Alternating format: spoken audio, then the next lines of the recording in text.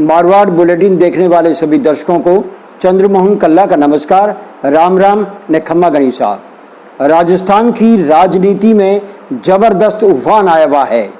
उफान इसलिए कि कल तक जो उप मुख्यमंत्री सचिन पायलट अशोक गहलोत की सरकार के ऊपर संकट से इनकार कर रहे थे, आज वही हाईकमान के जब सर्वे आए और अविनाश पांडे ने जब बैठक ली तो अशोक गहलोत ने कहा कि विधायक 25-25 करोड़ में खरीदने की तैयारी में है।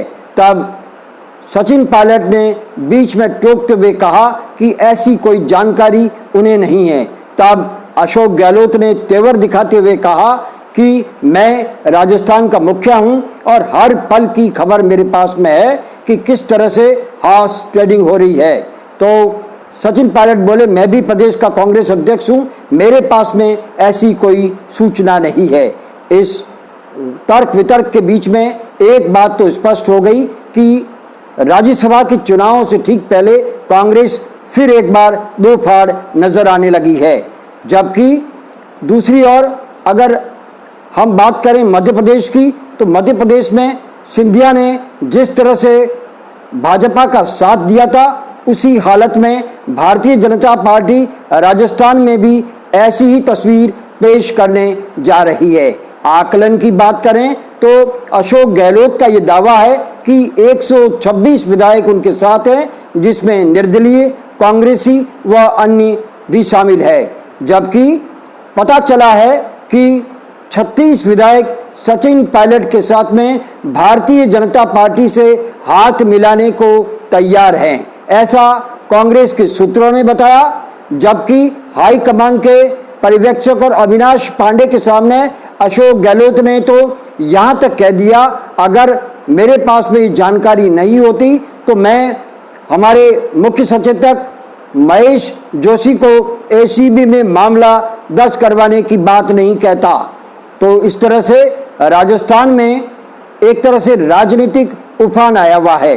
अब बात करें कोरोना संक्रमण की, तो ये राज्यसभा के चुनाव इस समय क्या जरूरी थे, जब पूरा देश इस समय कोरोना संक्रमण से जल रहा है। पूर्व में भी राज्यसभा के चुनाव जब स्थगित कर दिए गए थे, तो अब क्या जरूरत पड़ गई कि ये चुनाव करवा ही जाए। एक बात और सामने आई है कि जब ये पता था भारतीय जनता पार्टी को कि 2 सीटें स्पष्ट कांग्रेस ले जा रही है और 1 सीट पर ही भारतीय जनता पार्टी राजस्थान में जीत हासिल करेगी, तो आखिरकार क्यों इस तरह से एक अन्य उम्मीदवार को यहाँ खड़ा करके ये संकेत दिए गए कि राजस्थान में अशोक गहलोत की सरकार को अस्थिर किया जा रहा है। बहरहाल आने वाले दिन बताएंगे कि सचिन पायलट क्या करवट बदलते हैं या अशोक गहलोत की नीति सामने आती है। अब अंदर की बात।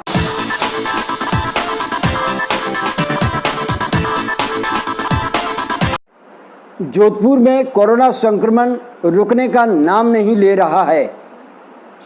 शनिवार को भी दोपहर तक की रिपोर्ट के अनुसार 33 मरीज सामने आ चुके थे, जिसमें कि नए नए क्षेत्र भी सामने आने लगे हैं।